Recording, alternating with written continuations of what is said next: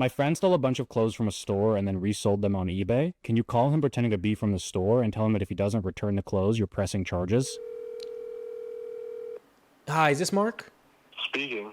Hi, Mark. I'm calling from Winter's Loss Prevention. Do you have a moment to chat? Yeah. Okay, Mark. I got a couple questions. So first, were you at the Niagara Falls location in September? Yep. Okay, and did you purchase anything on that date? No, we were just browsing around. Yeah, I noticed that you had a bag. I'm just wondering, was there anything in that bag, Mark? Yeah, just my stuff. We were coming from school. Like, what was in that bag? Like computer and shit like that for school. Okay. So there wasn't like $1,000 worth of clothes in there? No. Really? That was a rhetorical question. I know that you walked out of that winter store with $1,000 worth of clothes, which, by the way, is over the federal limit of $950. I'm going to ask you that question again, Mark. Did you walk out of that store on September 15th with $1,000 worth of clothes? Yeah. You did. Okay, thank you for being so helpful.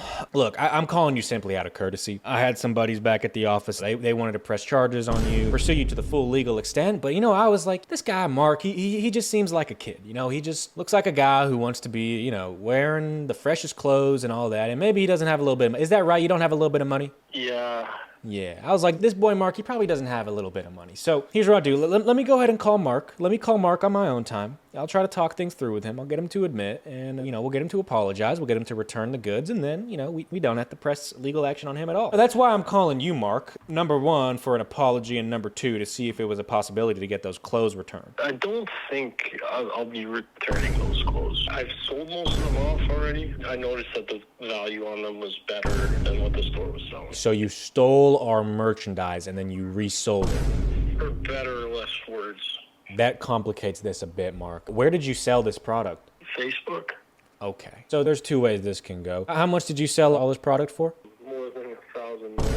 Okay, so that for us in legal term, that would be unrealized gains for us winners because we were the owners of that property. So what we're going to need to do is we're going to need you to write either a check, a money order, or a cash credit card. You need to basically reimburse us that $1,000 that you sold worth of clothes that were, by the way, stolen. Is that something you can do? No, man. I took the clothes. I don't have lots of money. I don't have lots of clothes.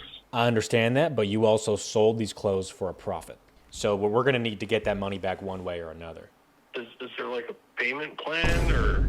Is there a payment plan? Okay, look, we can discuss setting that up in store. I'll tell you what, let me see who's working tomorrow. Okay, looks like we got shift leader Kathy tomorrow. She's going to be in there at about 6:30 a.m. Could you go to the winner's location in Niagara Falls tomorrow, 6:30 a.m.? Kathy will be there. I'll go ahead and let her know that you'll meet her there. I want you to just give her an apology, and then second of all, she can help set up some sort of payment plan there to get your debts repaid. Does that sound like a plan? Yeah.